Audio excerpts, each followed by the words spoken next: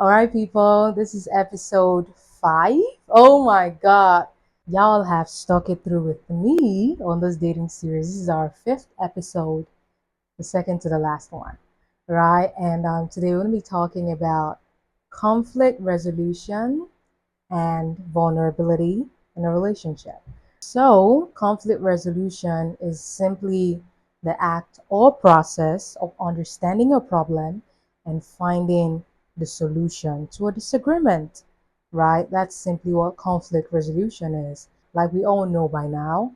Now, there's going to come a time where you guys might not necessarily see eye to eye on a particular thing. How to manage such a situation so that you don't form enmity with your spouse or your partner over a situation that simply required understanding, right? Then finding a solution is what we're going to be talking about today. Because a lot of the times when I've listened to couples' disagreements, it had mostly to do with the fact that somebody was trying to prove to the other person that they're not wrong or they're not weak. And it really concerns me because you're married to a person, right? And you use a conflict to prove to your partner that you're not weak. You use a conflict to prove to your partner that they're wrong. And I'm really concerned, which would lead me to say the only thing you would need to prove to your spouse is that you're married. Yeah. For those dating right now to be married, I want you to take that note down. Okay? The only thing you will be needing to prove to your partner every single day is that you're married to them. Why do I say this? When conflicts come, when you don't see eye to eye on a subject or a project or a conversation or even just a perspective, the only reason you would need to resolve that conflict is because you're married. Okay? So I think I'm done hearing people say, oh, this man thinks I'm weak. I'm going to show him. Or this lady has gotten away with so much. I need to show her who the man is. And I'm concerned because even in your language, a person who doesn't know you're married to that person would not know you're married to them. Because hear what people say. I'm going to prove to her that I'm a man. I'm going to prove to him that I ain't no punk. I'm going to prove to him that I'm not weak. I'm going to prove this. I'm going to prove that. I'm going to prove the other one. And I really get concerned because in those moments, the last thing on your mind when you're trying to prove all these things is that you're married. You're not focusing on being one because if you were focusing on being one, you would invest your time instead in becoming one.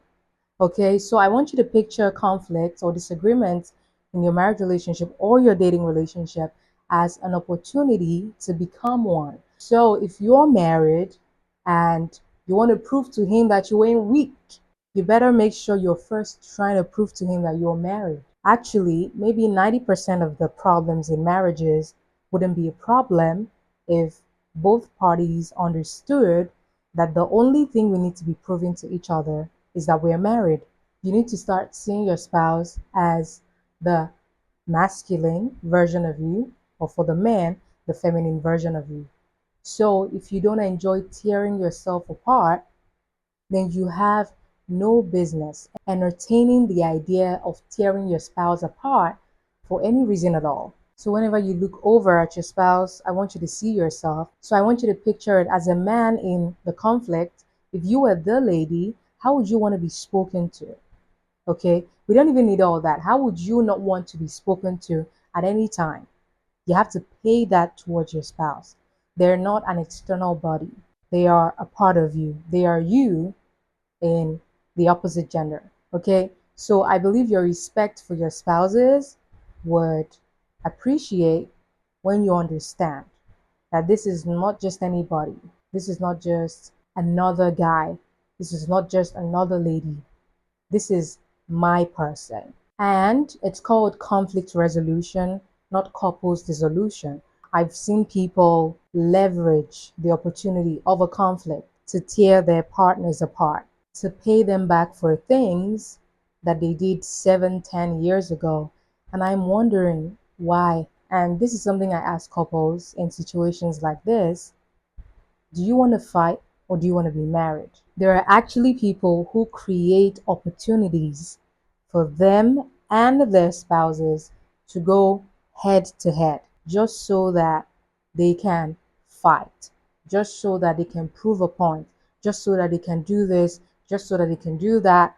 And my question is, honestly, do you want to be married or do you want to fight? That would easily help you regulate your motives in the moment and get you to sit down to solve the problem, to solve the disagreement. You know, in many moments, most people want to fight more than they want to be married. That's not what marriage is for. Okay? Like I said, the only thing you would need to ever continually prove to your spouse is that you're married. So, if anything you're ever trying to prove to them, communicate several things except we are married, except we are one, except I prefer you more than my feelings right now. I prefer you more than the craziness around the situation right now.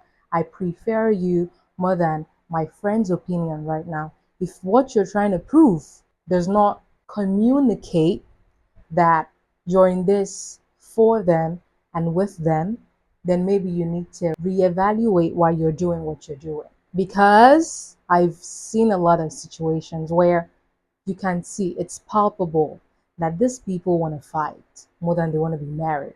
And for some ladies, they go, oh, this man has been thinking I'm weak for so long. I'm going to show him that I'm not weak. And this leads me to say, what do you consider weakness? I'm going to give you an example. So you get married to a person. They are the one person that has seen you in your most vulnerable state, completely unclad, without clothes, everything. They've seen you. I'm wondering, did you feel very powerful in those moments? If we're going to be honest. I mean, I'm not talking to the hoes now, okay? You know, it's people who everybody has a mental picture of, what they look like without clothes on because they're just very benevolent everywhere. Everybody knows. No, I'm not talking about those people. I'm talking about people who actually respect the idea and the institution of marriage, right? I'm talking about those guys. So you marry a person, and they are highly likely the only person who has seen you in your most vulnerable appearance. And you're trying to prove to the same person that you're not weak. What is weaker than the fact that all your clothes are off? You have the option of putting them on, but they have to be off. You don't understand, guys. They have to be off because the marriage demands that. Even in cases where you would want to not take off your clothes, the marriage demands that you offer yourself bare to a person, giving them control and access to, first of all, see you, then have their way with you, right?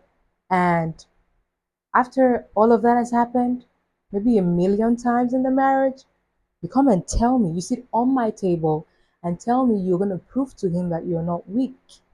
You're going to prove to her that you're a man. I think they pretty much know that you're a man. I feel like um, if a lot of things are brought into perspective, there's a bunch of rubbish that would just fall off naturally. Some people just fight some really stupid things. Because tell me how the one person who has seen you in your weakest is the one person you're trying to prove to that you're not weak. And that example I just gave leads me to share this with you guys that a lot of times when people have sex, there is a mental denial that this isn't a big deal. Like we're all excited. The truth is beyond the excitement. It's a part of yourself you're giving away to a person. And although you are giving it away, you also don't have complete control over yourself in that moment. So it's weakness voluntarily. So I think we're in a culture and a generation really that considers sex as something that it is not. That's why two people are going to get married, be their absolute barest to each other, but also still try to prove to that person that they're not weak. Who better to be weak with than somebody who you've considered worth entrusting your life to for your entire lifetime? who better to be weak with? And the truth is, a lot of the conflicts, okay, maybe 90% of the conflicts in marriages is as a result of a fear of vulnerability. And this is where we get into vulnerability. So, what is vulnerability in a relationship? Vulnerability in a relationship is simply letting another person see into details like only you can. Okay, and how does this impact conflict resolution? When your partner does something and you don't appreciate it, it's you who know that you do not appreciate it. The onus lies on you to go to them about it and let them know that, oh, hon, the way you moved, I kind of didn't appreciate it. Why? That thing you said, it kind of made me feel like an option in your life and not your priority. It kind of suggested to me that you didn't mind hanging me out there to dry while you feel good about yourself. Okay, this is how I received that. Why did you do it? It's that simple, guys. But we don't want to go through that process of letting them know that, oh, I felt scared for a moment when you did that. I felt like an option. I felt I didn't matter to you. So, guess what I'm going to do? I'm going to make him see that he also does not matter. And it's such a problem because you are acting out of fears. And who better to entrust with your fears than the one person that you entrusted your life to? But yeah, as soon as people sense or cite anything that suggests danger or hurt or discomfort, the first thing they're trying to do is retaliate. But the truth is, you must have at the back of your mind. Actually, the one thing you're going to have at the back of your mind every single day of your married life is that I'm married. You know, the reason you want to quickly retaliate anything they do to you is because you've not considered yourself married. You're not being married. You got married. That's why your instinct is to get him back. No, I'm sorry, love, but there's a way you said that thing. I felt like you shared too much at my expense, you know? Because guess what? Let's get into this, guys. There are people who do not know that their actions hurt you until you let them know. Okay?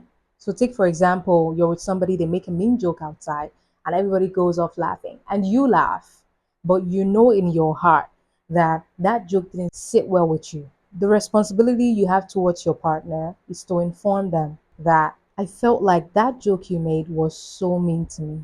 Because some people want to laugh in public, and what they will do is in their hearts, they about to get you back. It's like, oh, you think you're funny? Well, let's get home. No, baby, we ain't gonna get home for you to trash this, right? Yeah, they did something you consider hurtful. The one thing you owe them is to express your hurt. Because a lot of times I feel like we don't give people the opportunity to be better. Because guess what? We enjoy, not me, okay? Because I don't do that. But people enjoy holding on to their partner's weaknesses or wrong deeds so they can feel like the better one. Yeah, it's a thing. Okay, I've heard women call out the man, how he's not providing, how he's not responsible, how he's this, is that. And I'm wondering, I'm like, have you ever mentioned it to him? That's usually my first question. Have you ever mentioned to your husband that you don't like that he takes off his clothes anywhere and leaves it there? Or that he doesn't put his shoes back on the rack? Or that you really would appreciate that when there are no dishes in the sink, when he's done eating, he could just rinse off his plate? Have you ever mentioned it? The answer is always no. And after they say no, they go, well, he should know. I'm like, come on. How should he know when you pick up after him and say absolutely nothing at all? But really, it's not because it's eating you up to your hurt, it's because you derive a sense of importance, you derive a sense of superiority, you derive a sense of relevance from trashing your partner, from always having to complain about their habits. And the truth is, as much as you say you would like them to change, you actually don't want them to change, because when they change, there's nothing else to feel better than them at. There's nothing else to feel better about yourself with. So it's people who complain about the things their spouses are not doing well, and they have just one job: communicate it, but they would never do it. So guess what? You have a problem with one person, but 10 other people are informed about this problem except the one person you have the problem with. Then you're not serious. You cannot tell me you want that person to change because you're busy informing people who have no responsibility to change in this situation apart from the person who has that responsibility. It doesn't make any sense to me. Okay? Men will go, oh, my wife doesn't do this, my wife doesn't do that, my wife can't, my wife can't, my wife can. And my question is, have you ever suggested that you would love for her to do these things? People want to act like their partners are screw ups and stuff. And the truth is, it's you who has the problem. Okay? You see something that isn't being done well. You owe them one thing, give them the opportunity to be better. You can't keep the opportunity from them and still call them the problem. You are the problem. Let it be that you've given them the chance to change and they refused to. But the truth is, a bunch of problems are easily solved by the way you approach it. Okay? So be vulnerable. Remember, let your partner in on the things that only you see. This is how I feel when you do this. This is how this makes me feel. There are also people who have no need for a conflict, but they feel like their partners are so good that there has to be something wrong with them. So they take it on as a responsibility to flash the light on all the ways that their partners are not good enough. Okay? So he's this, she's that. It's like they have this big, large accolade and they're like, you know what? She ain't all that. He ain't all that. So they start to pick up on unnecessary things, make a big deal out of it, and act like the house is crashing down. Whereas all they needed to do was just accept that I married a phenomenal person. Okay? Yes. If they're great, they're great. You can't take it away from them. Okay? So because if you, oh, this guy is high and mighty or this lady is high and mighty, let me look for the little things that make them not so much of a shining star so I can shine a little. It's just pathetic. You're miserable. If you have a good person, celebrate them. And some things don't even need to bring about a conflict. Some things are just what they are. If there's nothing else you take away from this episode, I want you to take away the fact that it is your responsibility to give your partner an opportunity to be married to you. Yes.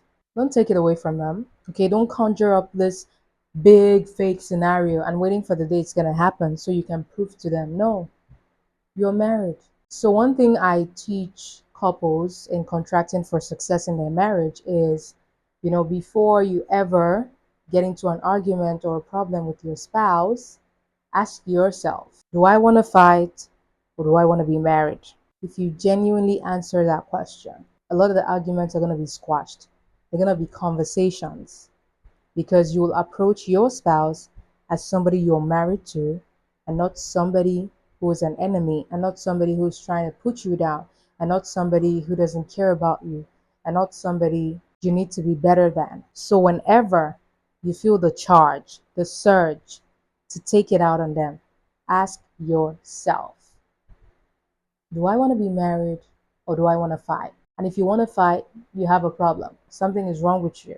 Because if you committed to being married to a person, the one opportunity you should continually embrace is the opportunity to actually be married. So never should it be a thing in your mind that, you know what, I just want to fight. So I'm going to bring something up. You're a crazy person. Yeah, I'm telling you, I don't even take it back. And let's get into the myths around relationships, marriage, and just conflict resolution that I want to dissolve and debunk. Number one is couples must step on each other's toes. That's not true. So, take for example, we're in a room, it's broad daylight. We can see everybody's toes where they are. So, I walk, there's a path to walk everywhere. I walk and step on my partner's toes because couples must step on each other's toes. No, it's your responsibility to protect your partner. Yes, both parties. Because sometimes you might take a decision and because you're not them, you don't know how it'll impact them directly. So this will mean that, remember, it's daylight. You intentionally make sure you don't cause any other person pain. Because the truth is, when you offend your partner, sometimes you can tell, either by the way they react and stuff like that, you can tell. It's your responsibility to stop and go, uh-oh, I see that didn't land well, I'm sorry. You don't walk around because you have legs stomping on other people's toes because somebody told you. Partners must step on each other's toes. They're actually fights that shouldn't even be conceived. But because somebody has that mindset that, oh yeah, it's normal, they would actually pick a fight with their partner because some programming has allowed it. Some even say that if you don't fight, if you don't argue, then it's not real. That's a lie as well. You know the difference between an argument and a conversation? A conversation is two or more people having an understanding about what they're trying to talk about and the result of that conversation. That's a conversation. Whereas an argument is two or more people that are employing their voices, most times in high pitched tones, to prove a subject right or to prove themselves right. So in case you've been told, oh, it's inevitable, it must happen. Okay. Why do you have to argue? Because the truth is, when you're arguing, it's less about them and more about a thing or yourself. And remember, you have a responsibility to be married here. So it shouldn't be any more about you than it is about them. Neither should it be any more about something else than it is about them. Okay? It's about you and them. Another myth I would like to debunk is that it's not every problem that needs to be addressed. That's a lie. Everything, actually, even a potential problem should be addressed before it ever sees the light of day. I say this because conflict denied is conflict rescheduled, is conflict multiplied.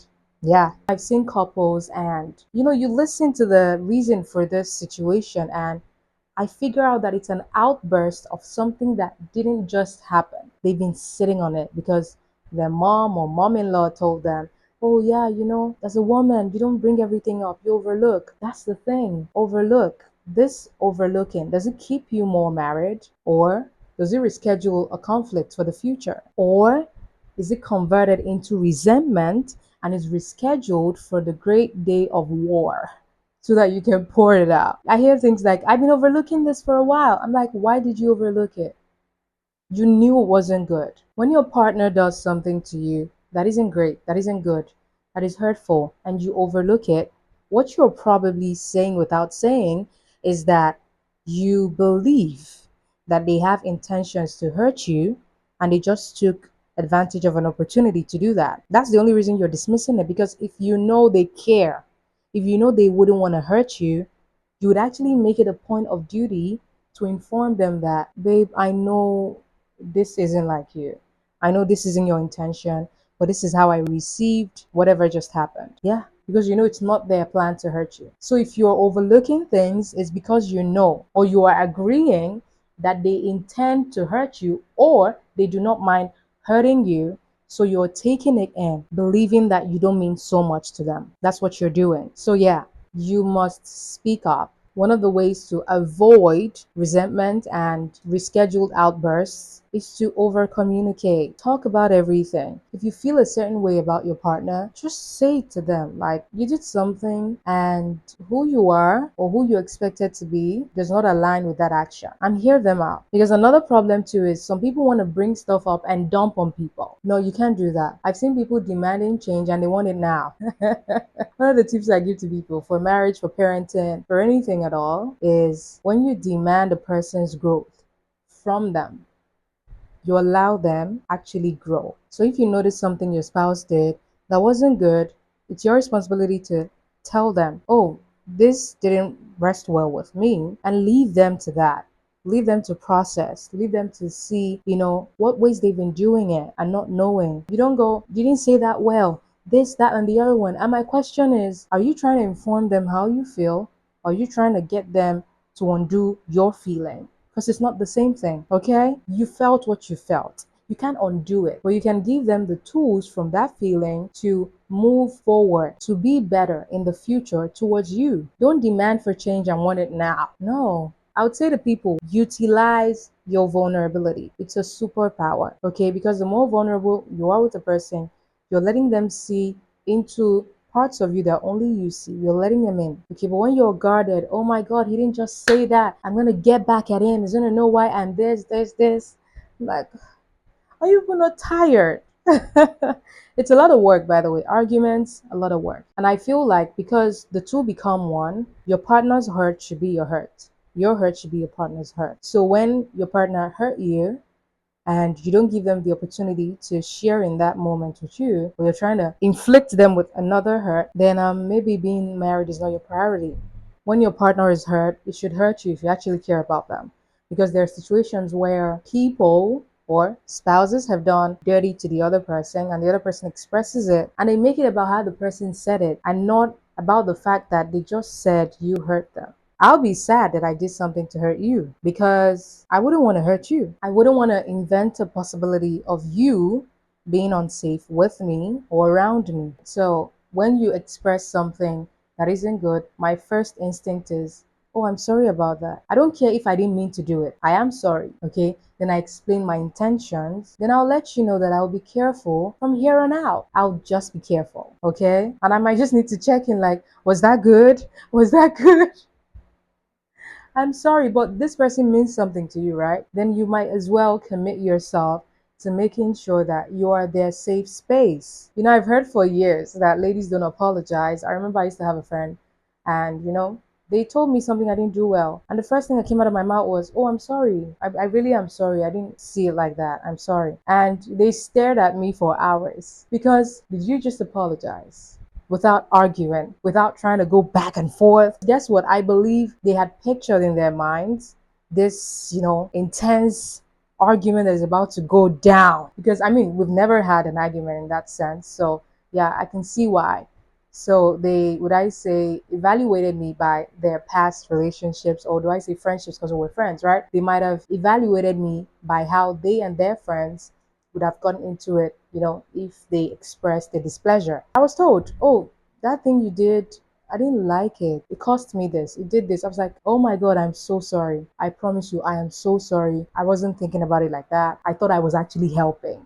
That was what I said. And they were dumbfounded and froze for a while. Like, you mean that didn't just warrant a fight? There was no need to fight about it. I did what I did, right? Yeah. And you received it how you received it. So one person's action doesn't have to dismiss another person's feeling. It's just what it is. You're experiencing me in a different way than I intended. So no matter how my intentions are beautiful, your experience is not invalid. Okay? I didn't mean for it to go that way, but also I did what I did, so I'm sorry. Did the lady just apologize on the first mention of what she did?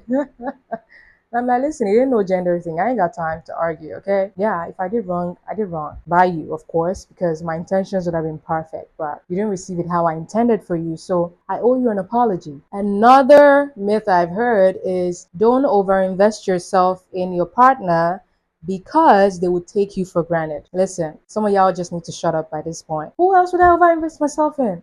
If not my partner, if not my spouse, right? It's concerning, but I've heard all these things, They tell ladies, don't show him everything. They tell you to hold back, so they don't take you for granted. And my question is, the one I'm holding back, who am I holding it back for? It's me. It's mine to give.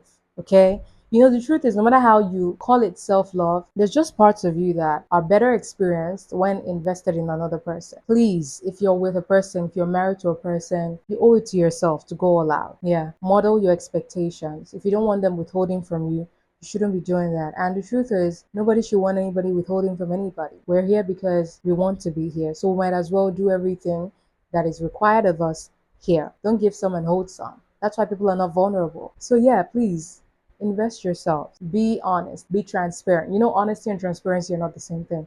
For honesty, you have to be asked. You have to be required to give the information. But for transparency, you make it available. So I guess I'm even bothering more on transparency in this situation. Be transparent. Don't have your partner digging in to see where they stand. No. Remember, you owe it to them to prove to them that you're married to them. That's the only thing you should be proving to your spouse. Okay, so they don't need to crack down a wall to see where they stand with you. Listen, every waking moment with them is an opportunity for them to see what they mean to you, and vice versa. Do everything over the top with them. That's your person. All right, so do it. Don't let nobody, don't let your mama deceive you. I know she said no, don't put yourself out there. Nah, that ain't true. That's what she did, and she thought it worked because she was able to recycle her resentments over the years. It doesn't have to be your story. Put yourself out there. That's your person. I've even heard ladies being told that when you desire your husband sexually, don't let him know. If not, he's going to think you're a hoe. I'm like, where are y'all getting this from? Yeah, it's a thing. People believe it. Don't put yourself out there. Just be available to him. And I'm like, are we joking? Or men, don't let your wife know how much you have. Don't let her know how you're doing financially because she could drain you. And I'm like, wow, you really must have married your enemy to want to hide parts of your life from them. So that's not wise. Don't do it. Love upon your person. That's why you're married. So that's that for the myths that I have. But yeah, the most effective way to resolve a conflict is to choose the person over the problem. Remember, if you're in that category of people who like to feel better than their spouse, so they highlight all the ways in which their partner isn't good, then you're not trying to resolve nothing. You're just trying to feel good about yourself. And that's not why you're married. If your partner isn't doing well, let them know. Because the truth is, some people genuinely are just doing things how they know to. They don't even have any, negative intentions attached. They're just doing things how they know. This would mean that if you inform them that they're not doing it well, you actually arm them with tools to do things well. So yeah, don't assume they hate you. Don't assume they're trying to get you. Actually give them opportunities to care for you. Some of you know what you prefer from your spouses, but you're not telling them because you want them to be witches. And no, some people genuinely are trying to do right by you. You need to just give them the opportunity to customize their love in your favor, and you won't get that except you start speaking up. Okay, so when something is happening and you feel it's not going right or it will not end right, it's your opportunity to speak up immediately. Don't worry, you don't have to argue about it. Call them and have a conversation. You guys can actually fix a day in the week or a day every 2 weeks. I believe weekly is better anyway. But fix a day in the week to talk about your week and how you've handled each other and how you think you can handle each other better, and commend each other on things you're doing. It just keeps your bond going, but also it gives you the opportunity to have conversations. Okay? Yeah, don't just leave on autopilot. No, take the moment, stop, breathe, have a conversation with them. And when you're having a conversation with them, don't accuse them. This is a tool I'll give you guys. Because I've heard people try to, confront their spouses about something they felt was hurtful to them. And they went on there accusing the person. Oh, you did. No, because I've been in situations when I had the best intentions, but it was not received the way I intended. So does that dismiss how they feel? No. Also, does it dismiss how I intended for this to go? No, as well. So give both yourselves the opportunity to actually come together from the both places you're coming from. Never accuse your spouse. Don't do it. Don't go, oh, Ben, you always drop your shirt. No, you would have done it 1,000 times where you go, Ben, I kind of feel like because I've been picking your shirt all this while, I probably am enabling you to not be organized. I would really appreciate an organized Ben. Yeah, I would appreciate that your stuff isn't lying around the house and stuff like that. But also, why do you leave your shirt around? And he could tell you no reason. I just thought it wasn't a problem. Because the truth is, some people won't see problems in things until somebody points it out. And guess what? Ben comes back from work, goes straight to the laundry, take off his clothes, and you don't have stuff lying around. You just communicated it, what you preferred. And if Ben prefers you, yeah, he'll at least try to make your life easy, right? So never do, oh, Ben, here we go. Always untidy. You're never present. You're never intentional. Don't go, you never that, you never this. No. Actually communicate what you expect from them, not their problems. The things that make you want to keep being married to them. Communicate that and allow them do it. Leave the things that they're not doing well and communicate the things you want them to do well. And watch them do it. You know, conflict resolution is not that hard. Understand the problem, okay? What's the situation here? And I told you guys the formula. Whenever you feel there's a disagreement, the first question you should be asking yourself is, do I want to fight or do I want to be married? That's the easiest way to understand the problem. Because when you agree you want to be married, for some reason, the problem becomes little and your marriage becomes bigger. And you see how you didn't do well and how both y'all could do better. So by the time you analyze this, you're going to them with a conversation to move your marriage forward and not with a fight. Stop trying to prove to your spouse that you're not weak. They've seen you at your weakest. Also, stop trying to prove to your partner that you're a man. I think they know. They know you have masculine features. It's there. Prove to them you're married instead. So choose them over the problem every single time. Yes. Not me against you because of that. No. It's always me and you, then there's that. No matter the conflict it is, make sure to stand together even while you're fixing it. But also, some of you guys need to just let go of that mindset that couples must fight. Some of y'all problems is in that realm. So you allow things that are unreasonable get you against each other because you've entertained the mindset that couples must fight. No, you mustn't. You don't fight yourself. Why do you look forward to fighting with your partner? You have conversations with yourself. Yeah, you say things to yourself. So why do you want to tear your partner to pieces? Why not just talk to them like you talk to yourself? You don't go, oh my God, I hate you. And no, you don't do that, you know? So yeah, pay it forward. Look at them like you look at yourself and treat them with respect. Be vulnerable. It's easy. Okay? I am hurt. I'm not angry. Stop trying to get back at them. Just admit that you're hurt and admit it to them and give them the opportunity to not hurt you again. So, yeah, I hope I've been able to help anybody with this episode. But, yeah, please always choose your person over the problem, right? And, yeah, with that, we've come to the end of this episode. I'll see you in the next. Love you.